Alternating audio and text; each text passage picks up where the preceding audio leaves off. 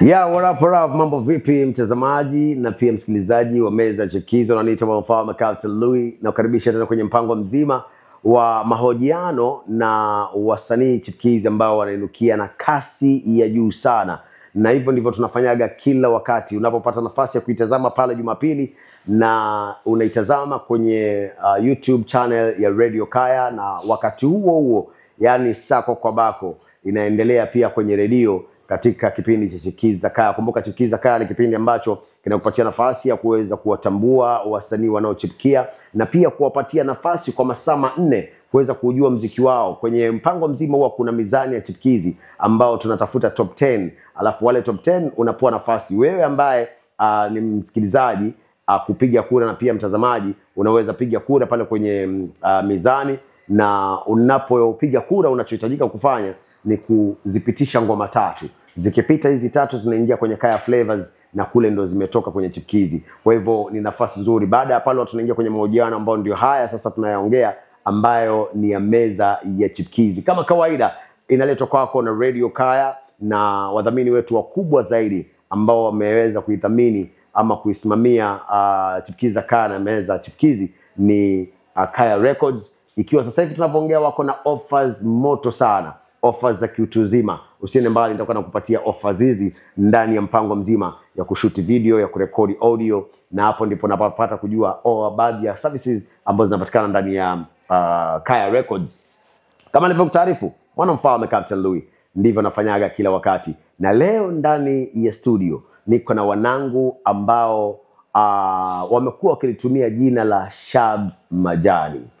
Tutakuwa tunaongea nao, alafu pia watatueleza jina lao ambao wamebadilisha sasa hivi ni lipi, na je, kwa nini wakabadilisha hilo jina. Lakini kabla tufikie kule, cha msingi ni kujua historia yao ya muziki, wameanzia wapi. Ni wana ambao wako na mashabiki sana. Mara ya kwanza mimi kuwajua, nimewajua kwenye SMSs zilikuwa zinatumwa kwenye Chipukizi za Kaya. Wanangu watu wana request, nikawa nashindwa hawa na kina nani tena. Lakini nilipofuatilia nikakuta kumbe ni wana ground wamepiga kazi ya kueleweka. Kuna wale ma DJ wa Disco Vumbi, akina DJ Masu, akina DJ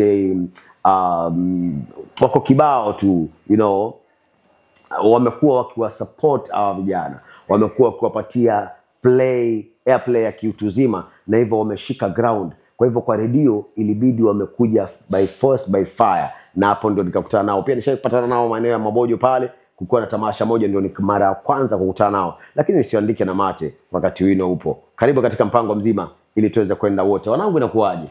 Poa sana. Nipateni 5 hapa kum kama kawaida. Hivyo ndo tunafanyaga. Kama vipi? Karibuni sana. Nashukuru. Right, pengine kwa kifupi tu tuipate kitambulisho, kila mmoja akituambia jina lake halisi na jina lake la muziki. Kuanzia hapa hivi. Mimi jina langu halisi naitwa Juma. Juma Soni. La muziki naitwa Majani 7. Majani 7. Ngoja kwanza. Juma Soni. Yeah. Mwanangu, nyinyi ndio ile kampuni ya Sony? Wapi. Naam, twende kwa mwenzako. Mimi naitwa Musa Nyota. Na kwa muziki natumia kama Star T. Okay. Yeah. Ndio maana watu wakajiita sijui Nyota Ndogo, sijui Captain Nyota. Hamna. Jina kwenu. Hamna. Karibu sana mwanangu. Tuanze kwa mwana. Mimi jina langu halisi naitwa Shaban Ali. Na la muziki najiita Shabs. Shabs. Yeah. Aha. Tuanzie hapo. Kabla mbadilisha jina ilikuwa Shabs Majani. Yeah. Hebu nijue, maana hapa kuna Majani 7 na hapa kuna Shabs. Yeah. Ilikuwa kwaje ile jina likaja? Hili jina ni jina la muziki ambalo ni majina ya watu wawili. Kwa hiyo before tupange kwamba tuje katika grupu la muziki, sababu tuko watu watatu, tufanyeje sasa? Tukatafuta jina, tuna jina la kuweka. Tukashauriana kwamba bana, acha tuchukue jina la Shabs na Majani, tuleke pamoja, tubunge 002. Iwe grupu ya muziki tayari. Right. Sasa mwenzetu kwa hayupo Star T, lakini tulielewana kwamba tuweke tayari majina mawili, amekubali anaenda vizuri, basi tuweke iwe hivyo tu, mna shida. Ndio maana ikawa tunajiita Shabs Majani 002S.M. Sasa lile jina bwana lilikubalika, lilitembea, lilishika ground sana yani. Sasa tulikuwa tunatufahamu sana, lakini ikafikia wakati bwana mashabiki wanasema bwana ile jina ni refu, tusipa kuliandika, tuzaandika tulipati sijui nini, kwa hiyo fanyeni mienzo yote badilisheni jina bwana. Kwa hiyo tukafikiria bwana, wajua msanii siku zote huwa bila mashabiki zenda popote. Shabiki ni tajiri. Kwa hiyo shabiki sasa ndio msanii. Sasa tukakaa bwana, hili jina limeshika. Je, tukibadilisha itakuwaje? Tutarudi nyuma tutasonga mbele. Tukakaa bwana, kasema mna noma basi, kwa sababu mashabiki wamesema kwamba linawasumbua na wengi wanasema hivyo, kila leo wanasema kwamba tatu challenge jina bwana. Challenge yake ilikuwa ni kwenye kutafuta kwenye mtandao. Kutafuta kwenye mtandao, wengine hawajui kuliandika ama anaweza andika vile vile lakini akawa sema hapati. Kwa tukakaa tukasemaje, tufanyeni hivi. Tuweke majina yetu sote watatu majina yetu. Tuchukue leta moja moja ambayo hit itakuwa vizuri, ukistaja hivi unaingia kwenye line vizuri. Kwa tukaanza S Shabzi, alafu M Majani, alafu ile S start ndio ni huyo. Tukaandika music pale mbele yake. Sasa tunashukuru tulitoka tulichange ile SMS music. Wow. Limeshika tayari, tunakubali sema hapo sawa. Hapo sawa sasa, hapo vizuri. Sasa mlipobadilisha limeshika, limeanza kufanya vizuri. Imeanza kufanya vizuri. Na kwenye mitandao mmebadilisha? Kila mahali tumebadilisha. Tumechange kila mahali. Ni vizuri sana. Moja kwa moja nataka kujua historia yenu ya muziki. Kila moja kivyake. Tukianza na Shabs. Hapa ndo kwenye Majani hapo, start Shabs. Shabs, umeanzia wapi muziki? Safari yako inaanzia wapi? Ni wapi wewe unajitambua kuwa mimi ni mwanamuziki? Ni kitu gani kilitokea? Muziki, kusema kweli muziki ni kipaji ambacho kilijitokeza kitambo sana. Ulikuwa umri gani? Nilikuwa kama class 3, standard 3. Class 3? Sasa kujikuta umekaa pale darasani, lakini wewe wenzako hata huko nayo, jikuta naimba tu. Ama unachukua kitabu unaandika pale unaandika. Sasa nilikuja ikaenda beka ikapotea. Sasa nasema sasa chacha nitulie tu. Sasa nilivyokuwa nilikuwa mtu mzima kama hivi najielewa bwana, sababu nilikuwa na Kalikoni, nilikuwa nasoma Likoni. Wenzangu kwa Ukunda hawa sasa. Nilivyokuja Ukunda bwana hivi kwa madha Ukunda sasa. Tukakaa pale na wenzangu nao sometimes wanakaa naimba. Yaani sasa mimi wale ninatulia nakaba, lakini hawajajua kwamba mdogo yaimba bwana akawa naimba. Sasa mnakutana wapi? Maskani? Sisi mwanzo ni makazi ni mwanzo. Tuko pale pamoja tuseme. Tuko pale pamoja. Sasa nilivyokuja pale bwana. Makazi ni kivipi? Huyu ni mtoto wa mimi. Mpe mic. Mimi. Mimi ni huyu mtoto mjomba. Huyu mtoto wa shangazi. Kwa hivyo Majani mtoto wa mjomba. Kwa Star. Alafu Shabs mtoto wa shangazi. Na hao wazazi wenu wote wanatokea sehemu moja. Alright. Sasa shangazi zangu wanakaa pale microphone ndio dukani na anaimba huyu rapu huyu imba nani sing. Sasa shida kwa jamaa vipi, sababu mimi nilikaa sana Likoni nishakuta akawa huko Ukunda. Sasa kaja ngauliza siku moja, wanangu naona imba kwani vipi? Nasema sisi tunaimba bwana, kwa hiyo kwani vipi? Mbepe wanaimba lakini ile cha kitambo, mimi ndio chama masuala kitambo sana. Kwa tukakaa tufanyeje? Kwa hiyo tukatafuta namna, tukapata mwana mwingine huyo rafiki yetu ulikuwa yuimba lakini kwa yimba na simu. Tukamfuata sisi. Kwambiaje mwanangu, tukaona kwamba ushavidigoma YouTube nini kama yimba kwa ni video. Hebu tuonyeshe njia na sisi tufanyeje. Akasema kwamba bwana sisi mimi na record na simu. Akatuonyesha kama atarekodi hivi, mtu yafanya hivi, kupanga hivi. Alipotuonyesha tu tukamshinda sisi, tukawa watuelewa, hatulali, hatushinde ni kwa hiyo mpaka sasa nasema kwani vipi na kumtapayuka nini mbaya. Sasa tueletu waimba tuna kesho usiku tulala saa 10 na simu kwa siku tunapiga ngoma kama 40 kwa siku moja na simu. Ngoma kama 40 tulali hapo, yani kelele hapo kwa jamaa nasema wanangu mbona kambe mpaka tukapiga video, imagine record na simu tukashuti video na hiyo simu. Jamaa shanga kwani vipi wanangu mbona mfanyaje hivi? Tuonyesha kwa shangaa mfanyaje yani. Ndio hivyo kujituma tu hivyo na simu tunarekodi na simu tupiga video. Basi mtaala tukubali mwaweza. Yaani fanyeni bidii msikate tamaa mwaweza. Sikafikia kiwango bwana tukakaa. Kuna studio moja ya Blue Star hapo Ukunda. Blue Star naipata. Blue Star. Tukakaa. Kwambia mwanangu cheki. Nasikia kuna studio hapo Ukunda. Tukajaribu utakuaje. Tukaenda hapo tukaulizia kama bwana kurekodi 1400. basi tuko na nusu tuzaanza. Wakasema sawa. Tukarekodi muziki pale bwana, ile ngoma haikuwa vizuri ile ngoma. Kwa sababu unajua mtu mzuri ukombe ukikosea kumbe umekosea fanya hivi, lakini jamaa kwa wasemi sasa bwana rekodini bwana full ni flow tu. Sio kwa tutembea tu sisi atuelewe. Producer mnamna mtu anataka hiyo pesa. Mtu kwenye jaba mzee uko hapa. Vipi hapa? Kali tu flow mbesi hivyo bwana. Sasa tukaja bwana siku moja nikapata na mwanangu cha style kwenye mtandao. Ndio mwanangu mimi pia ni msanii niko na wenzangu. Kwa hiyo nilikuwa nataka tufanye kazi pamoja. Kama itawezekana. Kwa sababu mimi sina shida fresh. Nitumie ngoma yako nisikie, tukumbushe ile ngoma wote kwenye Blue Star. Sema bado ngoma iko hivi. Yaani mko na mistari, mko na maneno, mko fresh lakini mbona ngoma ina kwenye mpangilio haipo. Na basi sasa tujue. Sijui gani Blue Star. Mbona hakueleka kuonyesha njia. Sema sasa tufanyaje sasa? Kufanya ni hivi, njipangeni mje Likoni. Tukaenda Likoni bana tukapata na Star Eli. Tukaenda Mwamba pale.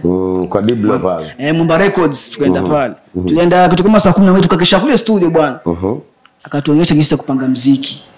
Kama muziki unapanga tu maeneo size, naimba kwamba kuna verse, bridge, love chorus. Yaani mwelekeo ule mzuri kupanga muziki. Wewe mlikuwa mmepigaje kwani? Kwa tumepiga dela kwa dela moja kwa moja yani. Maeneo mingi, yani hakuna yani hapo moja kwa moja. Yaani flow tu. Hamna kitu mzee.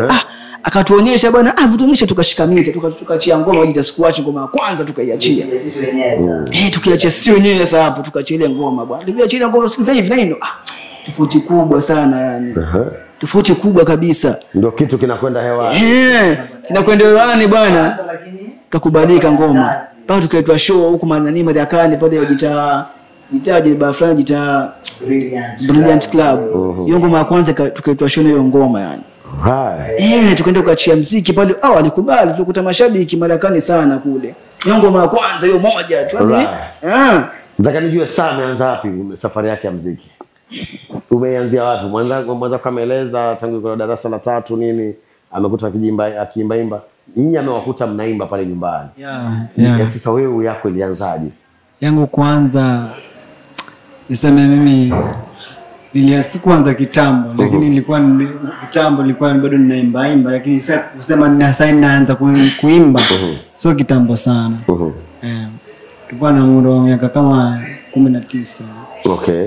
Na pale nyuma ukiwa shule pale kule nyuma nilikuwa nikiimba tu lakini sasa unajua sijielewi naimba naachilia naimba naacha tu story. Lakini nikifika pale umri wa 19 pale miaka 19 kuna ulijijua banki ngacheki wenzangu pale kisikiza ngoma za wenzangu ziko sawa. Sasa hapo ndo nikasema ngoja na mimi nikazie sasa liwe serious. Ulikutanaje na Majani? Nilikutana na Majani alikuwa hayuko pale area za pale nilikuwa yuko yeshi tu huko Likoni. Alikuwa bado hayuko lakini sasa alipofika pale na yeye alikuwa sasa bado yeye na mambo yake na yeye akija pale tukaa tuandika sasa yeye huyo waje mashabiki waje sasa basi tuendelea tarehe ile kitu kwa function ya muziki tunaimba lakini so mbaya sana. Alright. Nataka nijue kutoka kwa Majani mwenyewe.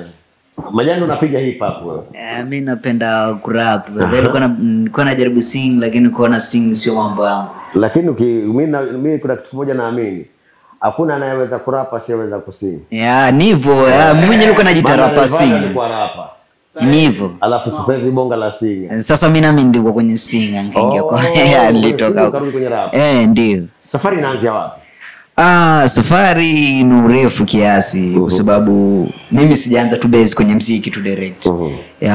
Mimi kipindi nasoma kwenye miaka 9-10 nilikuwa mimi mwanzo nilikuwa ni football.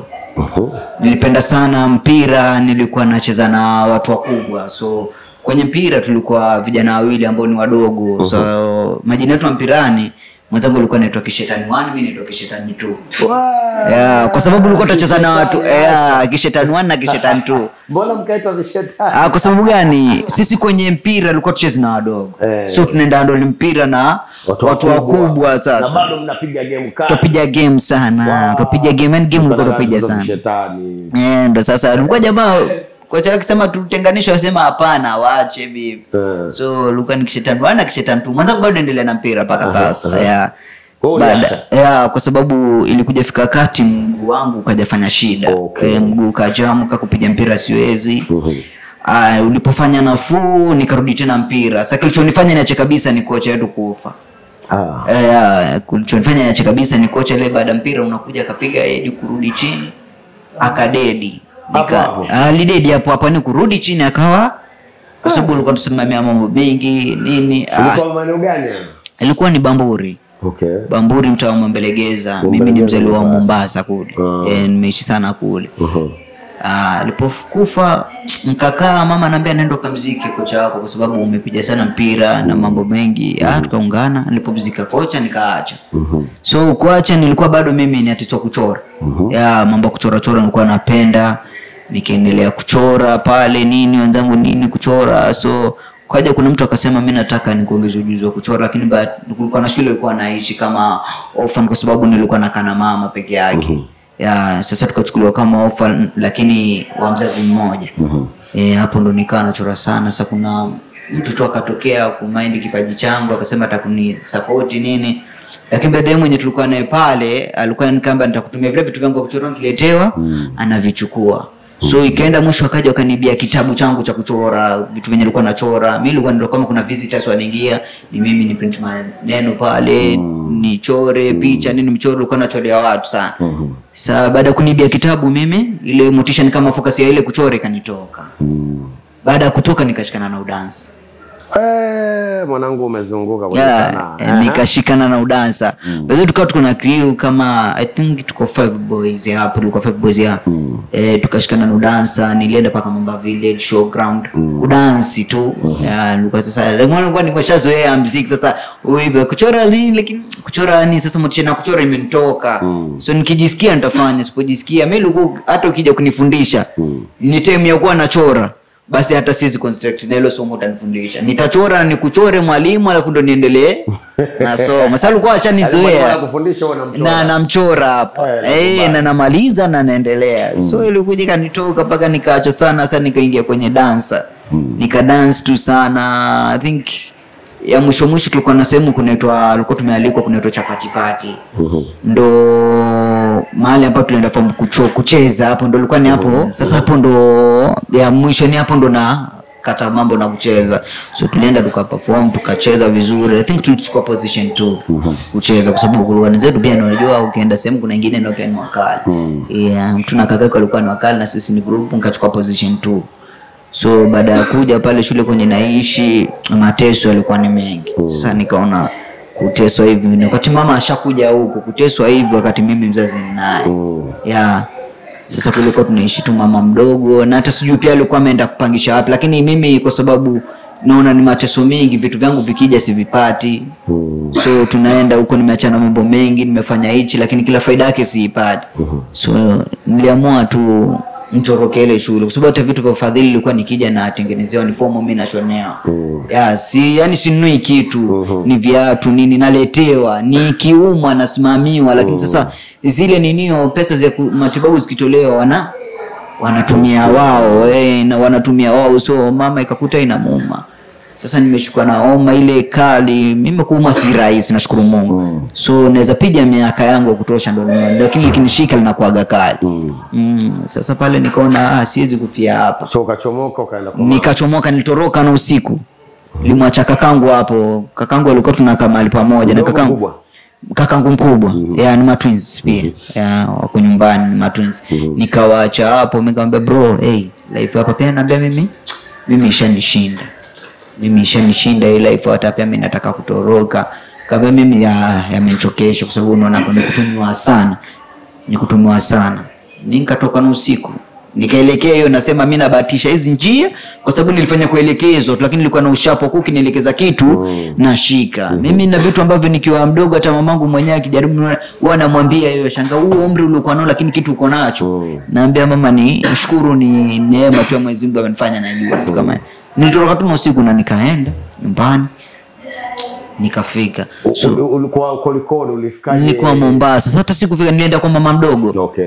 Baada hapo ndo nikaja nikaingia huku. So kuingia huku nikawa tu nakaa najaribu kuchora lakini haiko, so ndo nikaanza mambo kwa nikikaa hivi najisikia naimba, napenda kuimba, so yani vi freestyle tu, na mara nishabandika hichi nishazingua, nishachanganya na hichi, mara nishapiga singing, so vitu kama hivyo. Nikajua sio kama mimi na kitu hapa, nikaba muziki upo kwa sababu najisikia yani nasema waacha hizo.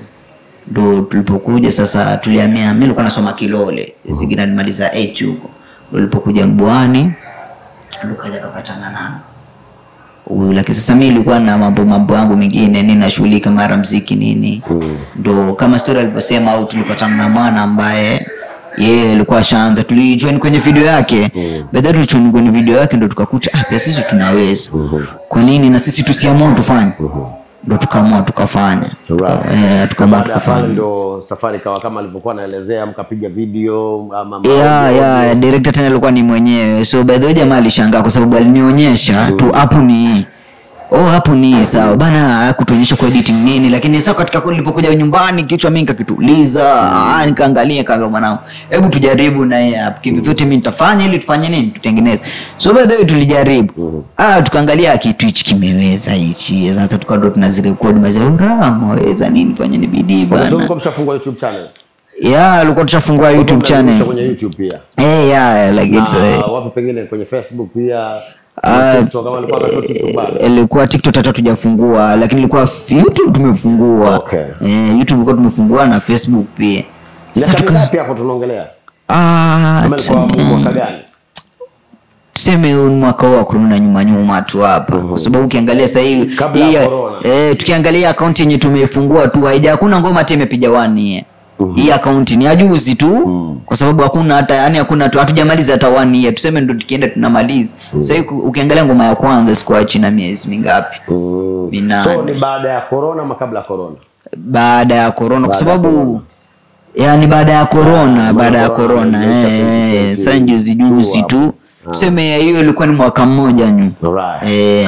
Bwana, bonge la intro, nafikiri mtazamaji pale ulipo umeweza kuelewa wana misingi yao ya muziki imeanzia wapi. Labda pengine kabla sijarudi kwa mtazamaji na msikilizaji, katika familia kuna watu wamehusika na masuala ya muziki?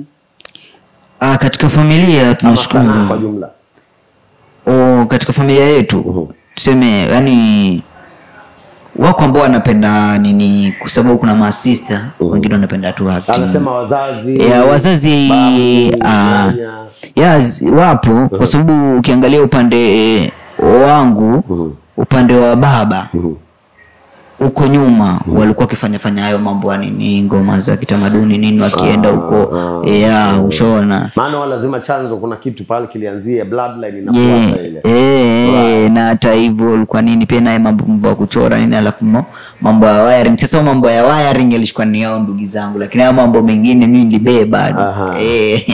Bwana, usiende mbali mtazamaji ambaye pia ni msikilizaji. Kumbuka nimekuahidi tulipokuwa tukianza kwamba kuna bonge la offer. Nikirudi nitakuwa nakueleza hii offer inasemaje, lakini for the time being usijaribu kuondoka. Hapa ndo mpango mzima, inaitwa Meza ya Chipkizi, ukiwa na mwanamfalme Captain Louis. Niko na Shabs Majani walivyokuwa wakijiita, lakini kwa sasa hivi wana jina lingine jipya. Kumbuka Kaya Records ndio wadhamini wakubwa wa Chipkiza Kaya, na hii interview japo inapatikana katika YouTube channel ya Radio Kaya kila Jumapili kuanzia mida ya saa 4 pale kama na dakika 5-10, basi wakati huo interview hiyo inakwenda moja kwa moja kwenye kipindi cha Chipkiza Kaya ambacho kinaanza saa 2 mpaka saa 6 usiku. Na hapo basi ujue Chipkiza Kaya inadhaminiwa na Kaya Records, na kila ambacho kinafanyika pale Kaya Records ndio wanasababisha iwe masaa 4 ya kuwapatia wasanii ambao wanachipuka kama wanainukia. Na hivyo basi nakwambia kuna bonge la offer, unapata nafasi ya kurekodi audio na shilingi 3,500 peke yake. Kwa sasa hivi nafikiri huu ndo mwezi wa mwisho. Ukiisha huu mwezi hiyo offer itakuwa imeisha. Kwa hivyo wania kama ni msanii upate nafasi, na kama si msanii labda ni mtu ambao umekuwa ukitamani kusupport msanii na una uwezo wa kupata hiyo hela, bwana unawania tu faster quick, unahakikisha umefika, unajisajili pale. Kuna mambo mengi pale ndani ya Kaya Records. Producer yetu Young 001 ama kupenda producer Lamek ana uwezo wa uandishi, anaweza kuandika. Ni producer amekaa kwa muda mrefu kwenye game, na pia ni msanii, anaweza kusaidia kuandika, ni mzuri wa vocals training, anaweza kusaidia ku train vocals, na pia pale timu nzima ya Kaya Records inakupatia nafasi ya kujieleza jinsi ya kujibrandi, jinsi ya kujiweka vizuri kwenye mitandao, kuuza muziki wako kwenye streaming platforms na vitu kama vile. Alafu kuna masuala ya video shooting na photography. Ina maana hichi kipindi unachokiona kinaendelea unakitazama kwenye YouTube kinasababishwa na cameras ambazo zinatoka Kaya Records chini ya uongozi wa director Chris, ambaye anakupatia nafasi ya kuweza kushoot video moja kali sana, na tuna offer ya chipkizi ambao wanainukia. Ukiwa na shilingi 10,000 peke yake unapata bonge la video. Unataka kuona mfano, ingia katika platform ya ama YouTube channel ya Kaya Records, angalia video ya Nana KE. Kumbuka audio imefanywa Kaya Records, video imefanywa Kaya Records na director Chris. Itazame ile video ya msanii Nana KE ambaye amesajiliwa pale ndani ya Kaya Records, alafu utakuwa unaona mfano wa kazi ambayo tunaiongelea. Ni kazi ambayo ukiangalia labda inafaa kulipwa zaidi ya shilingi 50,000 kwenda mbele, lakini kwa ajili ya kusupport chipkizi shilingi 10,000 peke yake unajipatia nafasi. Na zaidi ya hapo kuna photography. Hiyo photography iko kwenye offer, unakuja tunajua vipi unaweza kupata nafasi ukapiga picha zako za kiutu uzima za kusaidia branding na kupost kama vipi kwenye mitandao ya kijamii, na hivyo ndio tunasonga. Lakini usiende mbali, sasa hivi nimekwambia tuko na Shabs Majani walivyokuwa wakijiita, na nataka tuingie sasa hivi tujue baada ya kujiita Shabs Majani au wamebadilisha jina wakasema jina ni SMS. Alright. Nafikiri ndio jina ambalo labda nirudi tena kwao wanieleze kwa mapana na marefu, lakini kwa fupi tujue. Bwana, niambieni ni jina baada ya mashabiki. Walikuwa mashabiki kama wangapi hivyo walilalamika pengine? Sio mashabiki wachache kwa sababu hususan mimi nikiingia TikTok wanapigiwaga live sana. Kuna watu washazoea ni perform nao kule live nini waeke tuimbe ama nipatie tu nafasi niimbe live. Sasa wengi wakitaka kunifuata wananiambia nikusearch na jina gani, nikimwambia anaona shida, naambia kwa nini msiki Majani Saba wewe mwenyewe? Naambia siwezi kuweka Majani Saba mimi kwa sababu nina wenzangu. Kwa hiyo nikiweka Majani Saba nitakuwa specific nimejiweka kama mimi peke yangu kwenye account, lakini siwezi. Ndio kusema basi tafuta njia. Tafuta njia. Na ukiangalia pia mashabiki wa nyumbani, mtaani, wana tu Facebook, unaona, wanakutetea kwani uwezi tafuta jina ukanini, unaona, ukatufanyia ni yani ikawa na urahisi kuwapata. Maana mtu akwambia nikutafuta jina gani, mwambia nisema anaandika Shabs Majani, ukimtumia kwa voice inakuwa shida unamwandikie. Sasa kwa hiyo mpaka ajue zetu spelling yao kumbe ni hivi. Ni jina ni refu bana, mwezi kutafutia namna mkalifupisha. Ndio tukakaa. Baada ya kwa I think tulienda interview nyingine hapo, lakini tukafika mahesabu kunako ne maneno yale yale kusema kwa nini tusitafute namna ya kulibadilisha jina? Kwa nini? So tulikuwa tumefikiria tuweke 3 Boys, tukasema no. 3 Boys wakati sisi tunaanza muziki tuliandika. Kwa wakati tunashuti na mshakuwa watu wakubwa bado mtajiita boys. Sasa tukaona hapana, sisi tuna majina yetu. Mwanangu dogo Rich sasa hivi ashakuwa mtu mzima bado ni dogo tu. Yaani iondoki pale aliyeka dogo tu kumaanisha akue. Sasa tukapiga hesabu sema no, sisi tuna majina bana. Hapa mimi ni Majani, pana Shabs, kuna Stati. So tuchukue hizo leta moja moja. Ili tuziweke, ndio tukaamua tunaweka S ya kwanza ambayo ni Shabs, alafu tunaweka dot inakuja M ambayo ni Majani Saba, alafu inakuja tena dot inakuja S Stati, alafu music. Nataka turudi kwako nijue jina Majani Saba linatoka wapi? Jina Majani Saba ni jina ambalo mwanzo linatoka kwa wazazi wangu hususan baba. Katika mtikasi yake ni jina ambalo alikuwa anapenda sana. Akija anapenda kuita nalo hivyo, sasa likakuwa yani limekuwa sasa niko naitwa nalo lo jina. Na hukumuuliza haya majani ni majani aina gani? Yana historia yake. Yana historia yake. Yana historia yake. Kwa sababu wanadamu sijua vindubo vyao nini ushakuta. Alafu buda kivyake na anajijua kivyake. So ile kuambia mtazunguka, mtaenda kokote, mfanye nini, mtumie kila ina majani, lakini hapa kumbukeni nishaweka 7 kuyapendua ni uongo. Aha. Sasa mwanzo alikuwa sasa wakati huo muda yule mtu wa vitoti. Alikuwa ni mtu wa vitoti. Sasa aliacha ni Rebu aliacha. Alikuwa ni mtu wa vitoti. So akija lazima atasema maneno hayo alifika kuta mizaki dume. So acha lianguke hapo. Kuna majina tofauti lakini sasa majani saba ndo likawa na nguvu. Likawa na nguvu hata wakati nalianza. So ukifika mtaani kwangu usinitafute na je. Ile shwali. Yaani hata ukichuka mahali usinitafute na je. Majani saba. Yaani popote pale nilipokaa Kilole huko hiyo Zigira nzima.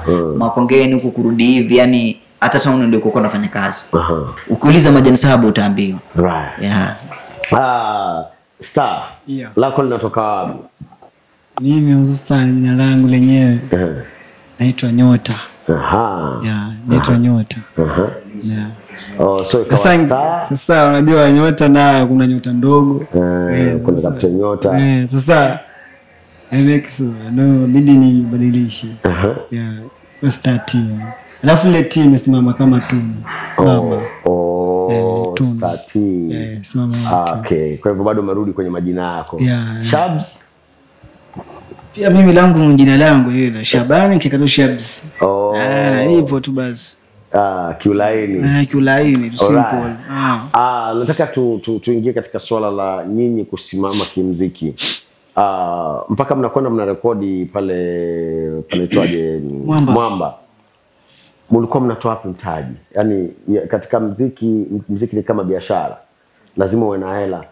Mnazitoa wapi? Je, labda mnapiga kazi wakati huo ama wazazi walikuwa na support ama mlikuwa mnatumia mbinu gani kupata hela kufanya muziki? Kuhusu mbinu ya pesa zetu za muziki sisi tunapambana wenyewe. Fight wenyewe. Kidogo changu cha majani na statiti kichangani tunafanya kitu. Bwana mimi nakwenda mitikasi napata hapa. Unapata wapi? Yaani hapa nusu haiti za rekodi. Twende tukarekodi muziki. Baada ya muziki tunaacha pale, tunarudi, tunasaka, tutamalizia, tutachukua ngoma yetu. Tunarusha kwenye mitandao. Na kufikia sasa hivi je, mko na makazi maalum ama pengine mna biashara zenu ambazo mmesimamisha? Yaani kuna pale ambapo kuna chumbuko la hela ama kuna nafasi ambayo hela inatokea kwa wepesi ama bado katika harakati kubwa? Kusema kweli bado tuna hustle kwa sababu kiufupi tu tunapiga maboda tu. Piga boda mara umepata kuna mkorogo sijui wapi tunaruka bwana. Tumepata bwana hapa bwana hii tufanye mitaja nyumbani. Hichi bwana chi kidogo kwenye shule yetu ya muziki. Hivyo tunavyofanya sisi. Unajua nasema moja ni nguvu siku zote. Hivyo tunavyoishi. Naam. Baada ya kufanya ngoma ya kwanza Mwamba Records pale. Iliwachukua muda gani kufanya ngoma ya pili? Wakati mimi nawajua mlikuwa kwenye ngoma ya ngapi? Ya pili. So iliwachukua kipindi kiasi gani kufanya ngoma ya pili? Kusema kweli haikuchukua muda sana. Baada kama miezi kama miili 1.5 tukapiga hiyo mada na Star Eli. Kwa hiyo haikuchukua muda, miezi miili 1.5 hapo. Na okay, wakati nakutana nyinyi mlikuwa bado ni ile ngoma ya kwanza. Mko Mabojo pale. Ndio tunadondosha pile jamaliza hata wiki mbili. Hii ya pili ambayo mmefanya na Star Eli. Maana nikianza kuisukuma kwenye Chikizi nafikiri ilikuwa ile ya kwanza. Wewe ulisukuma ya kwanza. Nakumbuka alafu ni kitu gani ambacho kimewafanya mmekita ground? Maana nilikuja gundua nyinyi ground mmeshika hata zaidi ya kwenye mnavofahamika kwenye redio. Yaani ukiingia mitaani mtu sasa hivi akiwaweka kwenye redio kila mtu anawajua. Ni mbinu gani mlitumia ambao wasanii wengine hawajui? Weza mpa mic unaona yuko mkesi hata kuniongelea ile. Hatukutumia mbinu yoyote lakini watu tuliokuwa nao karibu ni watu ndio walitufanya tufahamike kwenye ground. Sisi wenyewe tulianza kujipambania kisisi. Kujijulisha kwa watu. Baada ya DJ ilikuwa kifika sisi tunapeana ngoma zetu. Mwanzo tulianza peana simu. So tukaja tukastop. Tulipoanza squachi tukawa tayari tunajua kwenye ground upande wa kwetu yani kuna watu ambao pale mlipokuwa mkirusha vitu kwenye simu watu tayari mlikuwa mshaanza kuwashika. Ulikuwa tushatengeneza. Nataka kuelewa kwamba nyinyi mmeanza kuengage mashabiki wenu mkiwa bado hamjarekodi. Bado ulikuwa hujatoa na simu. Na wakawa wameanza kuwakubali. Na wakati ulikuwa ni kwenye mitandao. Hiyo ndio tulikuwa tumeweza kutengeneza. So baada mliporekodi sasa, baada tulivyorekodi sasa, watu wakaanza kukubali, akasema sasa hapa mmeweza. Sasa yani tukaanza kujulikana, mtu akijua ngoma bana, mimi na dogo wangu nini yesambaza hivyo. Kuna mwanangu ni DJ Masu. Mlikutana naye vipi? DJ Masu alitupata kwa kupitia Shepherd. Shepherd ndiye mtu ambaye wakati tunaenda kushoot video na Star L hiyo mada ndo tulikutana na Shepherd, kwa sababu yeye ndo alitafuta location, ma video fixing. So sisi tukaenda tukampata Shepherd pale. Shepherd baada kwa tukampata tukatengeneza, kusema wanangu mko vizuri, so hata tutakuwa pamoja. Kaambia okay sawa. Kanambia, akatuambia sisi bana na show sehemu fulani tunaenda launch new club tuifungue. Kaambia sawa, hamna shida, tutatekeleza. Akasema lakini mimi nataka niwajoin ndani muwe na ngoma. Ambaye si ngoma tulionayo ni squash, ni moja tu. Akasema hamna shida, hiyo lakini nina imani jinsi mlivyo kuna kitu itameki. Kaambia sawa, hamna shida. Ndo akatuweka tukawekwa. Ilipofika siku sisi tukaenda zetu Brilliant Club. Tulipofika pale wengine wakafanya, sio ilipofika timu yetu tukafanya mambo yetu sisi mpaka pale mwisho. Jana zimabiti, mimi nikalopa nikamaliza tu, watu wakapenda sasa. So hiyo ndio ikawa ni mwanzo wa watu wa kule Marekani kutupenda na kutukubali na kutujua. Ikawa sasa bado tumeshajiokotea mashabiki. Okay, hatukupata mtonyo ni lakini tulipata mashabiki. Ndio hapo ndo mwanzo wa kuwa sisi tujulikane zaidi upande ule. Watu wakisikia fulani vinakubalika. Mlifanya video? Hatukufanya video. Hii ya pili mko na Style ndio mfanya video. Hii ya pili. Video mlisimamia wenyewe ama Style aliwasupport kusomea video? Tulisimamia wenyewe. Kwenye video kulikuwa na utata sana, kama mna kazi mnasimamia video. Ilikuwa utata sana. Kwenye video ilikuwa utata. Ilitoka tu ni juzi tu video. Tuseme Ramadhani inakaribia, ilikuwa ni Ramadhani. Inakaribia ina umbali ndio tunapata video. Kwa sababu hapo kulikuwa na utata mwingi. Kulikuwa na utata mwingi kupata hiyo video sana. Utata gani? Utata ulikuwa upande wa mwenzetu tu. Utata ulikuwa upande wa mwenzetu kwa sababu tulishoot na Hoka Juma, anajiita Juma tulishoot naye. Sasa kwa sababu sisi tulitoa pesa, ile pesa tuliotoa ilikuwa ni pesa ndefu. Baadaye hatukutegemea chenye kilikuwa kitatokea. Ndio kaja kutokea na utata sule. Hiyo ngoma tulifanya na demo tu. Tulifanya na demo video. Ikawa ngoma iko kule, so inatuhitaji wenyewe pia tulipie. Lakini utata ule kuja tokea pale ni yule jamaa alikuwa anahitaji do. Alikuwa anahitaji do zaidi. Sasa sisi tushindwa hizi do. Anasema kuna vitu nataka niongeze hapo kwenye ngoma. Kuna vitu nataka nibadilishe hapo kwenye ngoma. Tukajiuliza ni vitu gani? Wakati tumefanya kitu kimekuwa vizuri mpaka producer mwenyewe amekubali. Kwenye ngoma ama ni kwenye video? Hapo kwenye ngoma ndio inaleta video sasa utata. So yeye mwenye kushoot video anakuambia, anasema kuna kitu nataka. Huyo Style yani. Style ndio anasema kuna vitu kwenye ngoma. Sasa tushindwe kwenye vitu gani vitaka kubadilishwa. Tukamwambia sawa, okay, sisi tukajipiga ndani ya siku ngapi tukapata, tukamwekea hiyo, ambia okay sawa.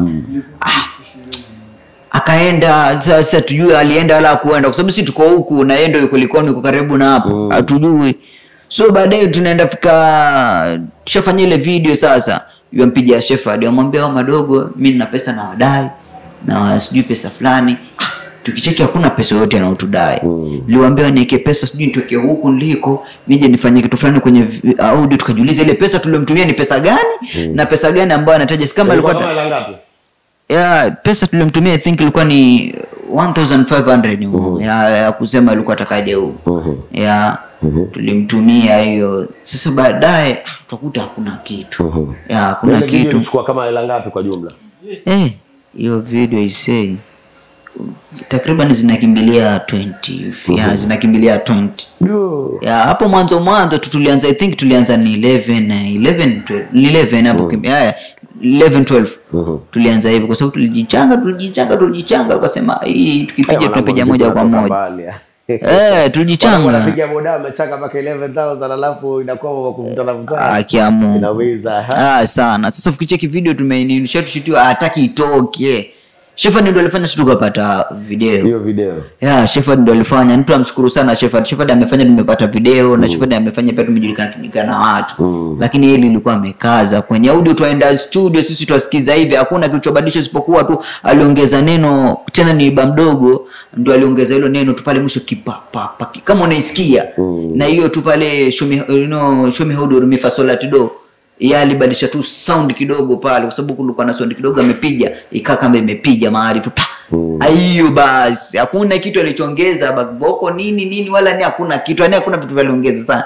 Aliongeza tu maneno hayo. Lakini uzuri pia yote 9 unajua wanasemaga sometimes anakuwa katika nafasi ya kukusaidia huwa anakuwa kwenye nafasi ya ubora, japo wakati mwingine anaharibu.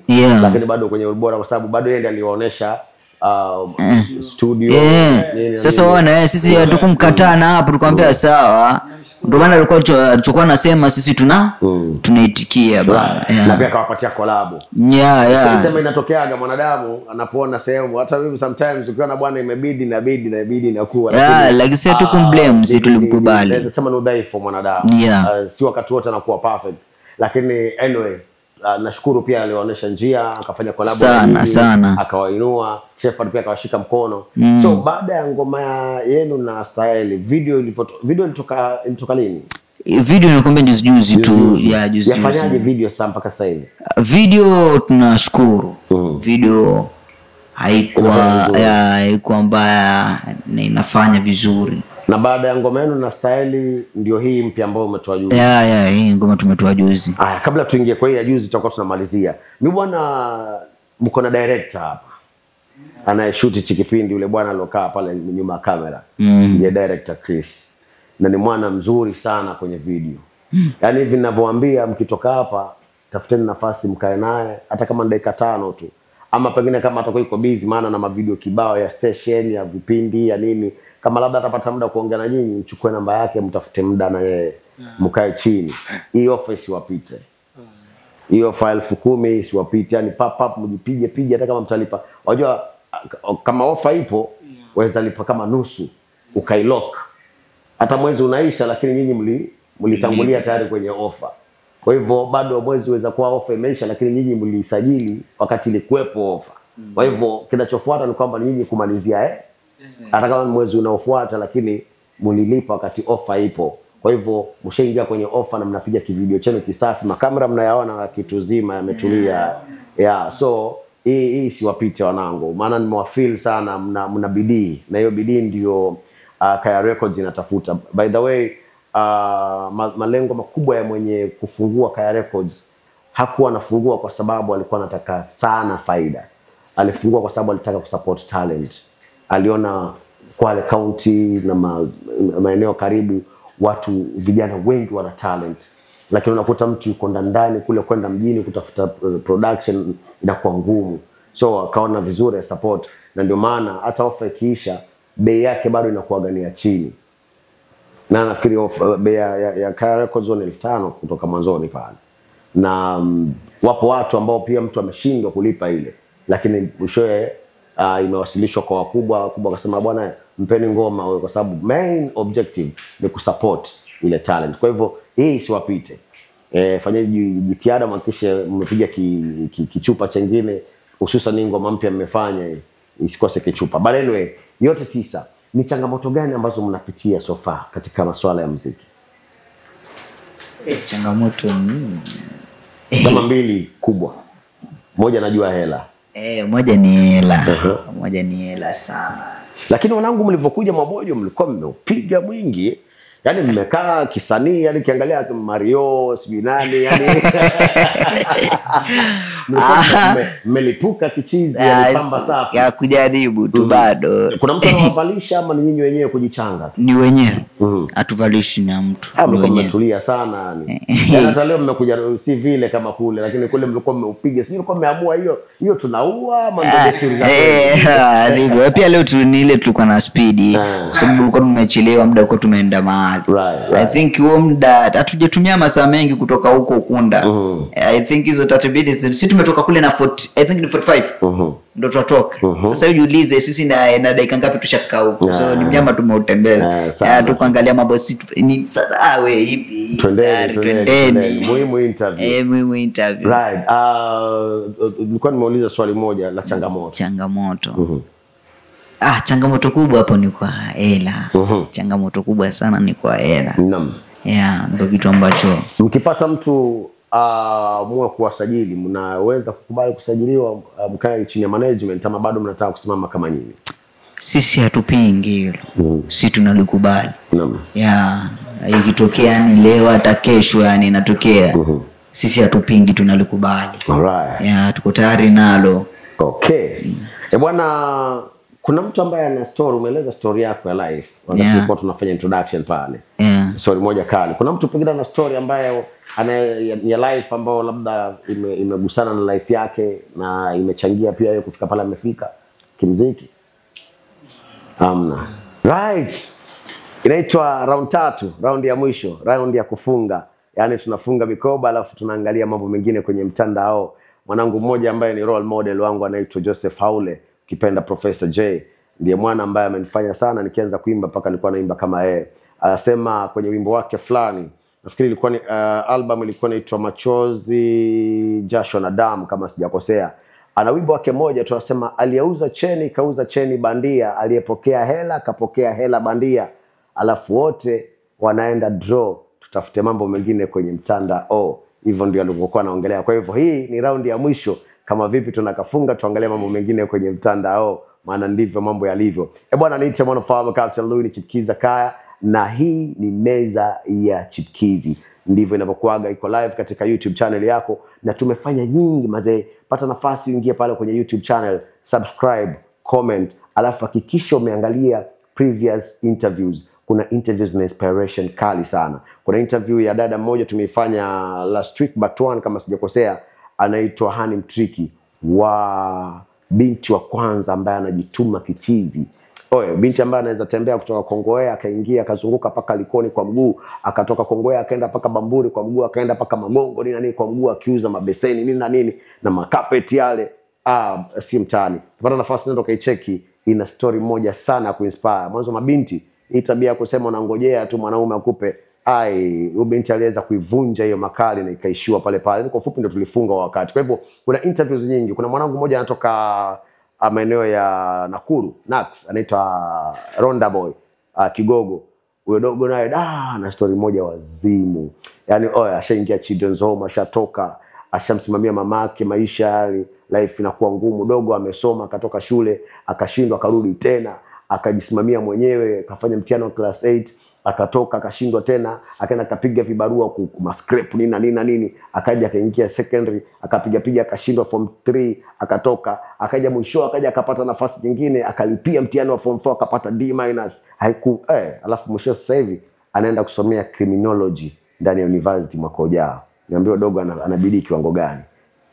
Hiyo ni story nyingine tight. Alafu kuna mwanangu anaitwa Tony Lee, aliwahi kutupwa msituni akiwa na miezi ya kuhesabu. Yaani kuna mastori ambayo yanahusiana na wasanii, ukisikiza wakati mwingine unaweza dondoka na machozi, lakini anakuinspire, kukutia nguvu ili uendelee. Leo niko na wanangu SMS Music, wako ndani ya nyumba. Walikuwa kiitwa Shabs Majani lakini wamebadilisha jina kwa sasa hivi.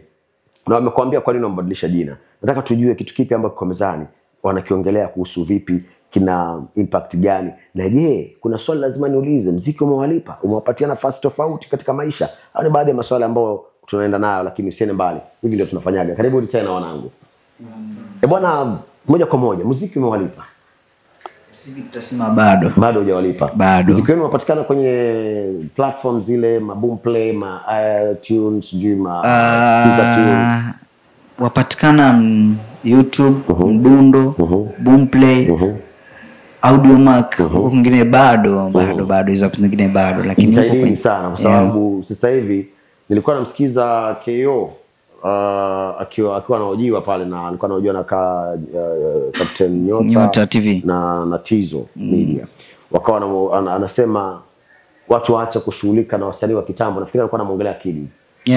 watu kusikiza wasanii wa kitambo, kushughulikia wasanii ambao mpaka leo wanalilia MCSK wakati watu wa Shahama wako digital wanauza muziki yao kwenye mitandao ya kijamii. Yani zamani zile za kungojea MCSK zilipitwa. Sasa hivi kila mmoja anajipigania kwenye mtandao and katika yote aliyoongea sisi tunamuunga mkono wasanii wote wasikizwe kivyangu.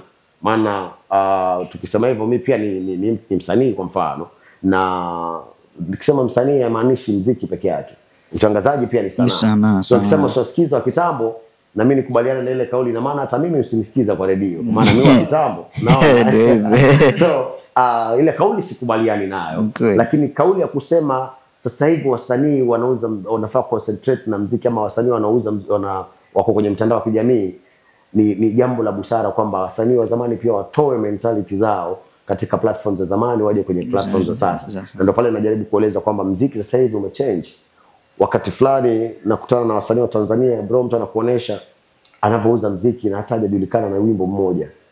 Na ndio maana unaona wanaendesha magari na vitu kama vile. Mimi na msanii mmoja hivi wasimtaji, ni example fulani kutoka hapa Mombasa. Haja hit sana, bado anaweza muita chipukizi kimpango. Anapiga wakati kimoja alikuwa ndo anatoa ngoma yake ya pili, lakini alikuwa anatengeneza 30,000 40,000 kutoka streams. Ndio kuna formula ambao manager wake anatumia. Ipo formula ambayo anatumia. Ushawahi kuona kwenye mitandao ya kijamii kuna nyumba fulani hivi zimewekwa simu kama 100 hivi. Unaona zina stream zile simu. Unacheke?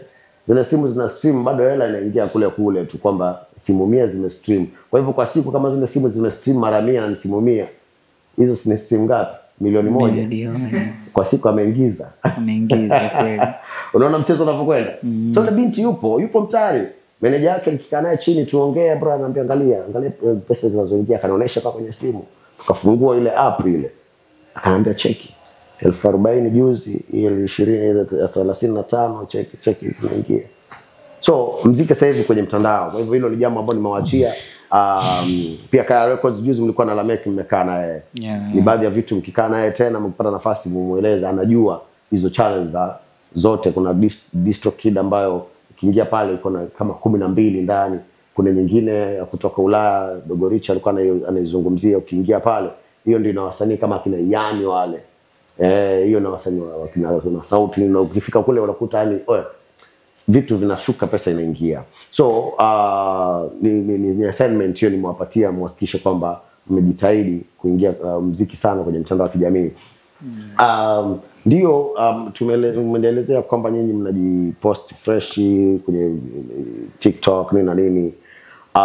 Sijui kwa siku kwenye platform zenu ama platform yenu ya SMS Music huwa mnapost kama mara ngapi kwa siku? Nitasema SMS Music hiyo nimefungua tu, I think leo tuseme ni siku kama ya pili ya tatu. So by the way kuifungua watu niliopa sijaanza kufollow watu. I think mimi nilifollow Shabzi na dogo wangu mwingine anajiita PUBG. Ya rafiki yangu sana, na yana mambo muziki ya Jaumu. Na I think na watu watatu. So au wote wamekuwa ni followers sasa tayari washafika 100 na. Hiyo kwa sababu tu ile kusema tushabadilisha jina, alafu nikawa nimefungua tu kama cover nyuma ya hiyo. Ngoja niulize swali. Ile Shabs Majani ipo bado? Shabs Majani ipo. Kwa hivyo hamkuifunga? Sijaifunga. Sasa nilikuwa natarajia ile Shabs Majani ndio mlibadilisha jina pale kwenye ile mitandao ile. Ili uweke nia yake. Sasa mimi sikufanya hivyo. Sikuifunga. Niliingia kwenye personal account yangu Majani 7. Hapo nikaeka kama cover nyuma. Sasa watu ni kuiweka hivyo tu.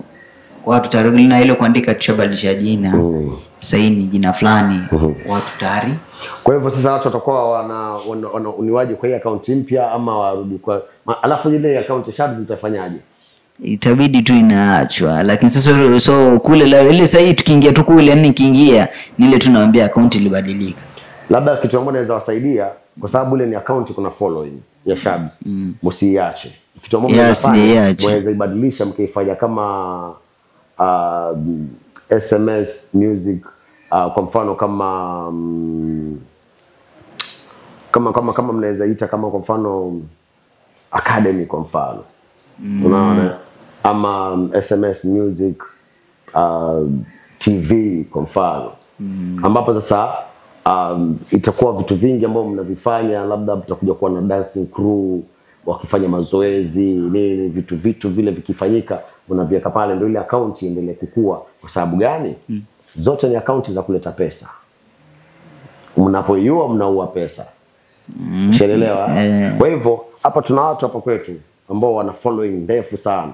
Tuna binti mmoja anaitwa Brenda. Ana account yake ya Brenda Neema na ana account ya Hawe Furaha. Na zote zinaingiza pesa. Ushaona? Kwa hivyo ni vizuri mmefungua account mpya, sawa?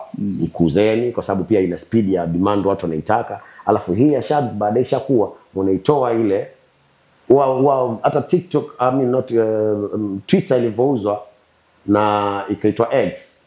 Mpaka leo ukiangalia huwa imeandikwa Twitter alafu into bracket X ya. Mpaka mwisho inakuja na kuwa X into bracket Twitter. Sasa ile Twitter ndio inapotezwa polepole. Kwa hivyo Shabs Majari mnakuja mnaibadilisha SMS music alafu labda into brackets Shabs Majari. Inaendelea hivyo mpaka mwisho mnakuja mnaiondoa ile Shabs Majani, baada ya muda inabaki sasa watu washazoea SMS. Alafu sasa mnaweza kama entertainment, inakuwa kama kampuni sasa, label fulani hii ambayo inahusika sasa na madansa ndani, acrobatic na nini na vitu kama vile. Anyway, hivyo ni vitu ambavyo tutaongea baadaye, maana tuko kwenye mtandao kwenye interview. But anyway, kwa kifupi ni jambo la busara. Tuongelee kuhusu ngoma mpya. Naona kuna fazi si hapa. Kuna fazi si ya msanii alipiga na Echo 254. Ilianzaje? Umeongea sana. Ilianza huko. Alafu tuja hapa katikati. Naam.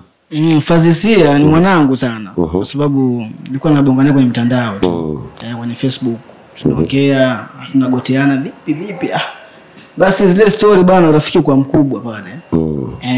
Kafikia wakati kumwambia bwana basi nataka kufanya kazi na yeye mwanangu. Mimi na wenzangu lakini nataka tuachie kitu kwenye collab na wewe. Niambia bwana cheki nitakutumia ngoma yako niweze kuisikiza ngoma yako moja. Nikamtumia ngoma Squash. Nimetumia ile ngoma, alikubali ile ngoma, asema bwana ni ngoma kali sana na mna kitu, ile kiufupi mnaweza. Kwa hiyo tunaanzia wapi sasa? Basi uniambie wewe kwa sababu mimi tukanibata sasa hivi. Mimi naambia wenzangu kuna hivi na hivi alafu tunafanyaje? Basi mimi sina shida. Kwa hiyo cheki wewe bonga na wenzako, mkishaelewana tunishtua. Kashtua Majani sababu walikuwa kwenye shughuli zao. Bwana tulia tu mjengoni natulia tu. Nikawapigia wakaja. Mbona bwana mimi ninabonga nafasi, kumwambia basi takatuachie muziki na yeye, lakini amenielewa, amesema hamna noma. Kwa hiyo ndo ninawaambia sasa tunafanyaje?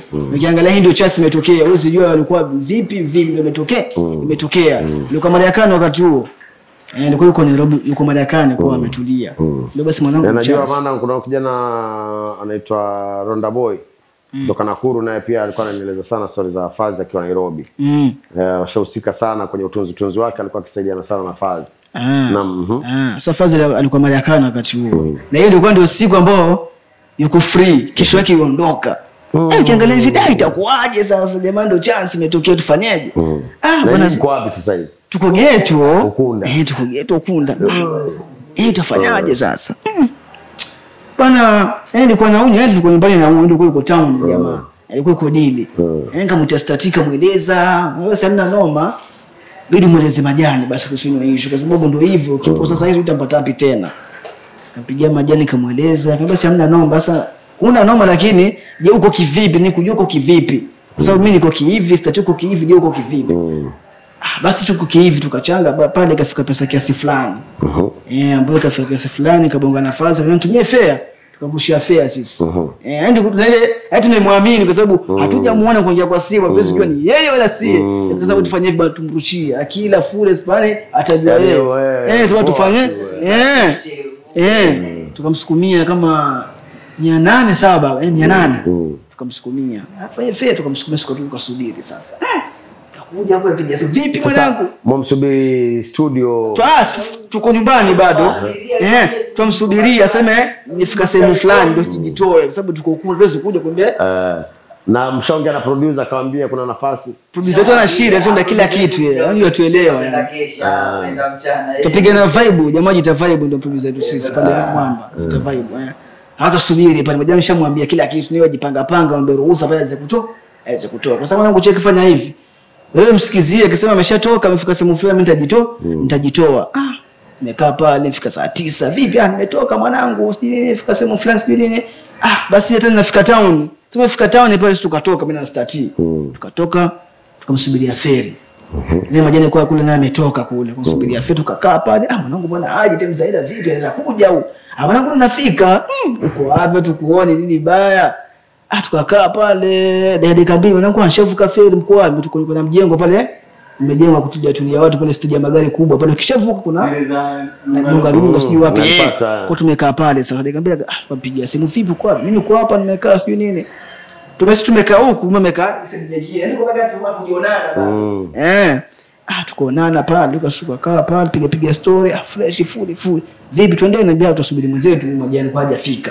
tukamsubiri bwana tukachukuana sisi watatu tukaelekea Mwamba studio pale alishangaa tuliza mwenyewe mwanangu kwani vipi Mungu mnakuja na nafasi sijui nini anambia mwanangu ndani ya muelewe sema ndio hivyo kujituma ilikuwa tu kuongea na skana nani anaongea na producer kwa anaongea na sababu unajuana pia nafasi producer sasa shangaa tumeingia naye sasa tutoka ni vipi tunaongea naye sasa hivi kumbe ndio umeingia naye ndio hivyo vipi sasa tunataka tufanye kitu bwana hatuna nyimbo pale akatugongea beat pale piga ile beat pale kama mtu mistari yake pale hivi na hivi bwana bwana butoa hichi bandika hichi tegeza kitu kizuri je mawazo pia nasaidia bwana toa hichi bandika hichi toa hichi bandika hichi yani hapo ile ngoma mpaka inafika asubuhi mmemalizana hata kushika mambo mengi kama masaa mawili saa 11 kitu kila mmoja tunaenda tunatawanya hiyo ya jioni sasa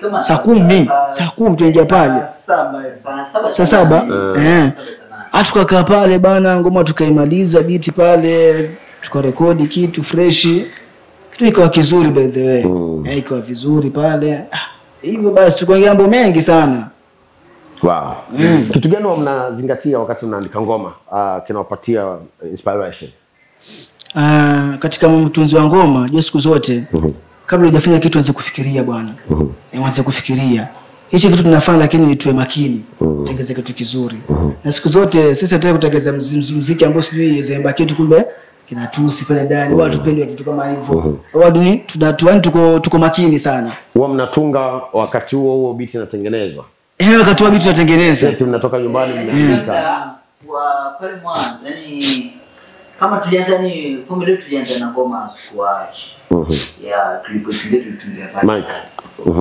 wakati maana tulianza wakati sisi wenyewe unajua kuna ngoma sisi tushe kupiga tukaitoa inajitaa nimempata hiyo ngoma ambayo tulikuwa mbele rekodi tulitungia nyumbani sasa tukakuta ipe bwana nyumbani kumbe kifika kule mtu akaelekeza vizuri sasa tukaanza hiyo system ya kwa tukifika studio na rekodi hapo yani hata studio producer hebu patieni nini tuambia kurasini asema yeye mwenyewe producer sema nachangua bandikie beats yeye mwenyewe sasa ametegeza na ile vibe yake ya beat na mwenyewe nasikia ukisikia beat kali msemaje hiyo tuache tunaua hapo tunatengeza kitu sasa ngoma zetu zote tumetungia pata hiyo kelele yani ilikuwa tu hapo mafaza kumwambia useti beats yao mwambie nipe nini akanini sema hebu ngoja tulia mimi seti beats yao tulia wenye maza hivyo na design ndio nipata seti beats design kaseti beats kiingiliana sasa kusema hapo sawa bana tuanze ni kazi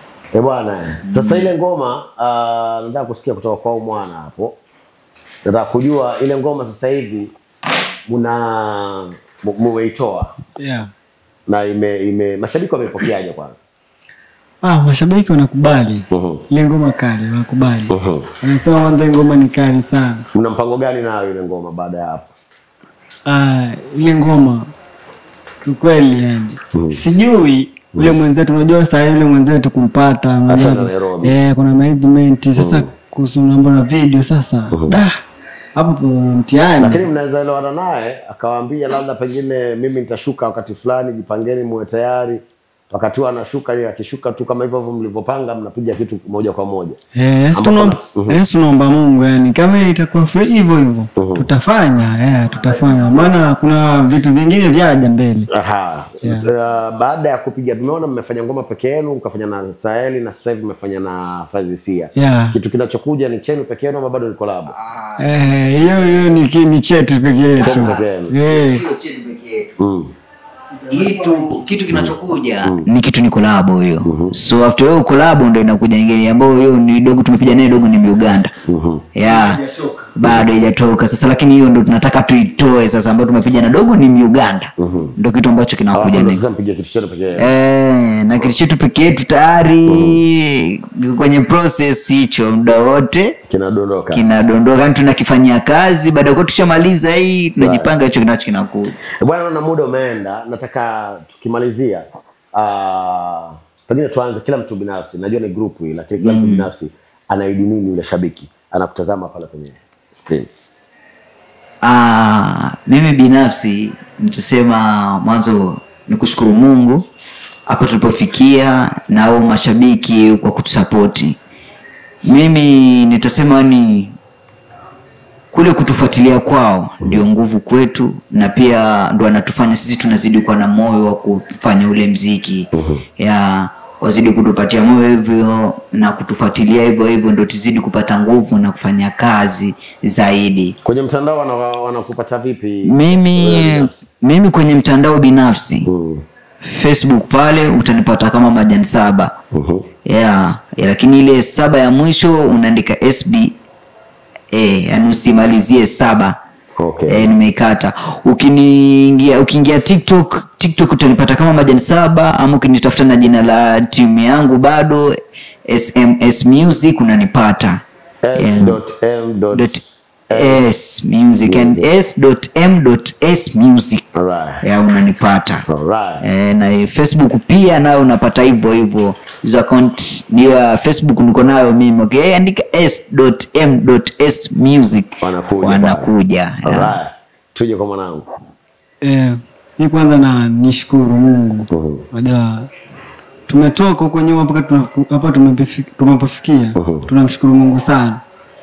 Mimi naomba mashabiki wazidi kutusupport hivyo.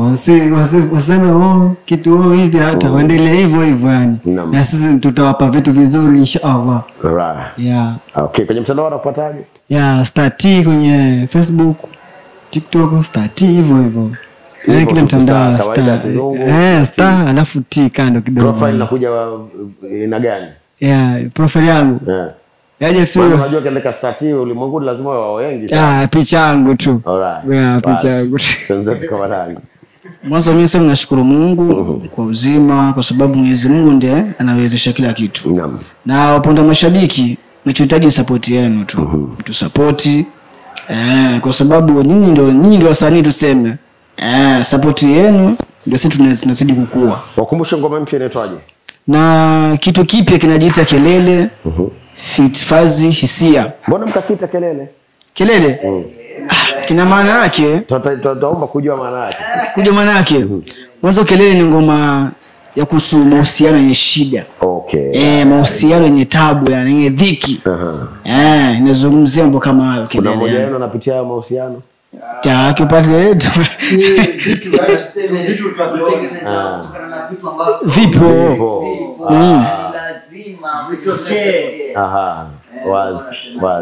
Wazi. Naaminia. Bwana mimi nawashukuru sana kwa kutima mjengoni. Labda kama kuna jambo ambalo mnahisi mngependa kuliongea wanapeana hii nafasi. Labda kuna jambo mnahisi mngependa kuliambia mashabiki ama kuliongea ama ku request. Labda pengine wanangu sisi bwana tumefikia hapo, lakini kama kuna mtu pale nje labda anahisi anaweza kutusupport bwana, yaani kama kuna jambo lolote kama hivyo unaruhusiwa kuongea. Kusema kweli sisi tunapambana wenyewe. Na najua kuna watu wanatusikiza, wanatuona.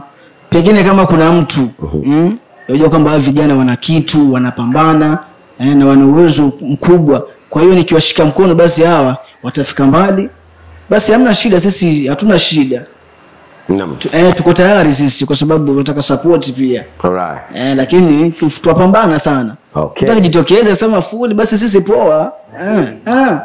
Bwana. Nafanya kazi. Mimi naona tumechukua muda wa kutosha. Na interview nzuri isiwe ndefu sana ili mtu pia apate nafasi ya kuivumilia isikize mpaka mwisho. Nina imani kwamba wimbo wenu unafanya vizuri, uliingia kwenye mizani ukavuka ukaingia Kaya Flavors. Watu nawaomba wasikilizaji, hili ni ombi langu mimi kama Captain Louis.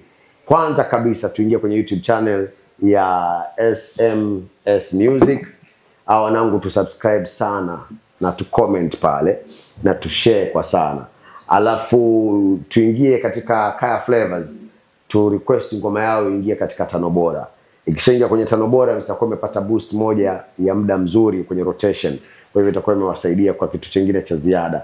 Alafu yote 9 tuwapatie support. Kama upo pale na unahisi kwamba umependa muziki wao na unaweza kuwa support, usikunje mkono, unyooshe tu. Alafu wanangu utakuwa unawapatia nafasi kesho. Wana watakuwa kwa sehemu wanashukuru, baadhi ya watu watakuwa wanashukuru, utakuwa ni mmoja ambao utakuwa umeweza kuwapatia nafasi nyingine. Ila kutoka kwangu wanangu nasema shukrani sana kwa kutimba Mjengoni. Ameweza kutimba kwa show moja ya Kibabe, ameweza chikizi, na imani kesho tunakutana labda kwenye show ya Kaya Flavors, mtakuwa mmemea mabawa zaidi. Ama vipi Naam. Mtazamaji wangu ambaye ni msikilizaji, sina la ziada. Mimi nafikiri tukafunge tu, tupate nafasi nyingine tuweze kufanya mambo mengine. Kama nilivyokuambia, bonge la offer lipo pale ndani ya Kaya Records, ndio wadhamini wetu wakubwa, usikose kuipata. Inakupitaje yani? Wananiita mwanamfalme Captain Louis. Adios.